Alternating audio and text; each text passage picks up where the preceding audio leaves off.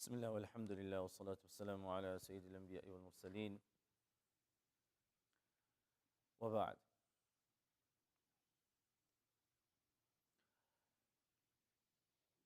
The days of Hajj are not only for the people who are going to go and perform Hajj. There are so many ways for us to benefit even if we aren't going for Hajj ourselves. For instance, on the day of Arafah, it is considered one of the most important days of the entire year. The 10 days of Dhul-Hijjah are, according to some scholars, on the same level as the night of Laylatul Qadr. So there are so many different ways to benefit from the upcoming days of Hajj. But the unfortunate reality is, many of us are completely unmindful regarding the days of Hajj only because we don't have an introduction, we don't have a preamble, we don't have an environment. What do I mean by this?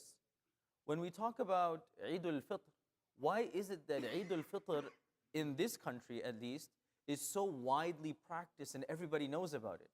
It's because all of Ramadan we're fasting, the community gets together, there's a change in behavior, and then when Eid al-Fitr comes, everyone becomes so excited because now they see it. On the other hand, whether it's Eid al-Adha or whether it is just another day, subhanAllah, what happens in our minds is we can't differentiate and think that, oh, it's just another day.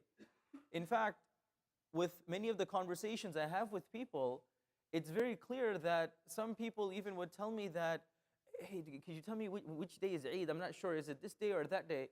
And I said, subhanAllah, it's not like you have to cite the moon. The moon is already cited in the beginning of Dhul-Hijjah, and then you just have to count 10 days from there. So if you're asking me 2-3 days before, that means you weren't even aware that Dhul-Hijjah had already begun. And for some people, it's like, okay, you know what? I will go pray Eid Salah and just carry on life as normal. Why does this happen? Because we don't prepare for it. We don't create an environment around it. We don't talk about the fasting of the 10 days. We don't talk about the importance of Arafah as much as in other places. I remember when we used to study, subhanAllah, so many of the people from different countries, whether from Tanzania, whether from Jordan, Syria, Egypt, India, Pakistan, Bangladesh, these students, whenever you speak to them, they used to say that Eid al-Adha was the major Eid. Eid al-Fitr was the small Eid. And they used to use different words. They would say, no, that's Eid al-Akbar. Or they would say Bara Eid or whatever word. They would say Eid al-Adha was the bigger Eid. And you say the whole community, everybody's going around Eid al-Adha. But in our communities it's different. We think of Eid al-Fitr as the bigger Eid because there's so much preamble to it. So one of the reasons for this, we lose the value and sight of these 10 days, the day of Arafah, because there isn't an environment around it. And especially, I may not be in control of the community, right?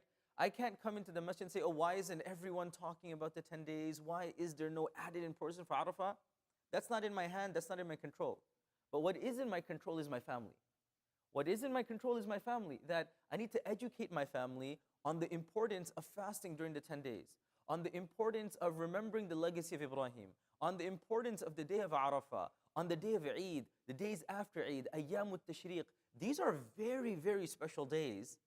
And you and I may be aware of it, but the question we need to ask is our families, are they aware of the specialty of this day or not? And if they're not, I, as someone who's concerned in the family, should try to raise some awareness.